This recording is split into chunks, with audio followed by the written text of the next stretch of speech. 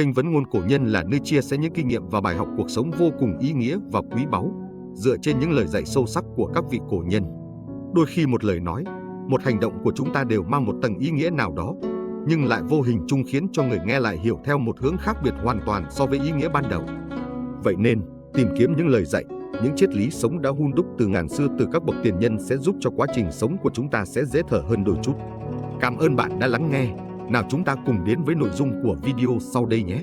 Trí tuệ cổ nhân, nhìn thấu không nói, biết người không bình, hiểu lý không tranh. Nhìn thấu mà không nói là cách hành xử thông minh vừa giúp giữ thể diện cho người khác, vừa khiến con người bạn càng trở nên tỏa sáng ánh sáng từ nhân phẩm cao cả. Bạn đã bao giờ gặp một người như vậy chưa? Biết người khác có chuyện buồn, lại lấy nó ra làm chủ đề bàn tán với người khác, thích dùng nhược điểm của người khác để làm phong phú chính mình. Nếu chúng ta gặp những người như vậy, nhất định phải tránh xa. Làm người nên học cách im lặng đúng lúc, đối xử với mọi người phải có chừng mực. 1. Nhìn thấu mà không nói là một loại lương thiện. Tôi đã từng nghe một câu chuyện, đứa trẻ nọ cần tiền để đóng phí tham gia hoạt động ngoại khóa, nhưng gia đình không còn tiền. Vì thế, mẹ của cậu bé đã lấy hết can đảm đến nhà một người bạn, muốn vay chút tiền. Nhưng khi đến nhà bạn, cô ấy lại xấu hổ không mở miệng hỏi mượn được nên đành phải chán nản bỏ về nhà. Buổi tối, người bạn kia lại sang cho cô ấy một rổ thức ăn. Khi cô ấy mang thức ăn sắp xếp gọn gàng vào bếp thì phát hiện dưới đáy rổ có một phong bì, trong phong bì có một xấp tiền và tờ giấy. Hóa ra sáng nay bạn cô ấy đã đoán được ý đồ đến nhà của cô ấy. Nhưng vì sợ cô ấy xấu hổ nên đã dùng cách này để giúp cô ấy giải quyết vấn đề cần thiết trước mắt. Thực tế, ai cũng có nỗi khổ riêng. Khi chúng ta nhìn thấy nỗi khổ của họ, tốt hơn hết là lựa lời hoặc đừng nói ra thì hơn.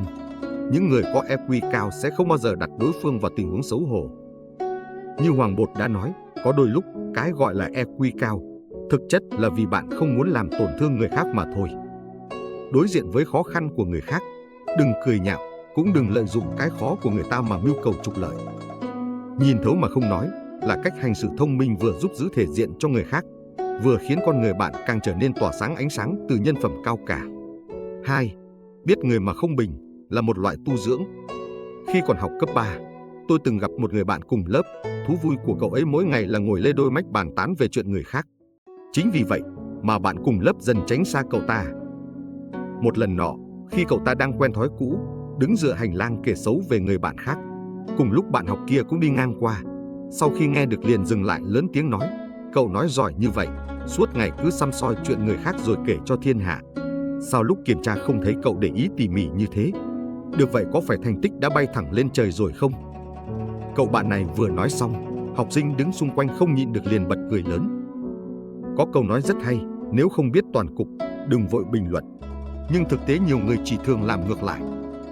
Đôi khi, họ coi sự xấu hổ của người khác thành một câu chuyện phiếm, cười đùa bừa bãi, nhưng lại không hề nghĩ đến hậu quả có thể gây ra cho người có liên quan. Quen đánh giá người khác dựa trên cách nhìn phiến diện chính là một sai lầm lớn.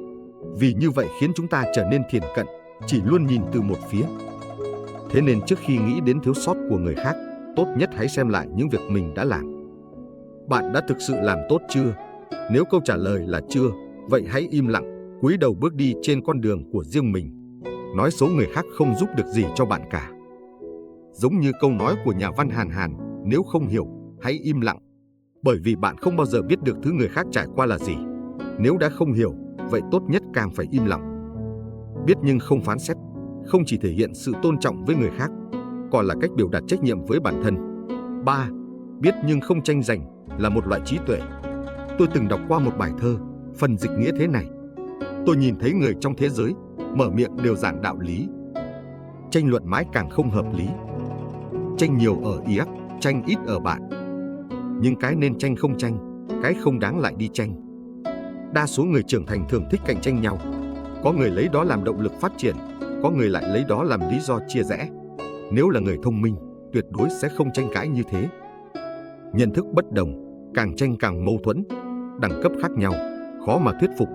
Kẻ mạnh không tranh bằng lời nói, nền tảng chiến thắng của họ là hành động. Thế nên, thay vì lãng phí thời gian tranh cãi vô nghĩa, tốt hơn hết bạn nên giữ vững tâm thái, luôn là chính mình và thấu rõ bản thân cần nên làm gì. Người có nội tâm kiên định trong lòng sẽ không bao giờ quan tâm người khác nghĩ gì, bởi vì họ biết cuộc đời này thứ gì mới là quan trọng. Như Shakespeare đã nói, lưỡi của bạn giống như một con ngựa đang chạy nhanh. Nó chạy quá nhanh thì sẽ cạn kiệt sức lực. Thay vì đợi cho đến khi tình huống không thể cứu vãn được nảy sinh trong tương lai, tốt hơn hết là bạn nên rèn luyện bản thân ngay từ bây giờ. Học cách nhìn thấu đáo mà không cần nói ra, để lại chút riêng tư cho đối phương. Học cách biết người nhưng không phán xét người, để nâng cao khả năng tu dưỡng của bản thân. Học cách biết sự thật mà không tranh cãi, để tập trung vào những điều quan trọng hơn. Nhân sinh là như vậy.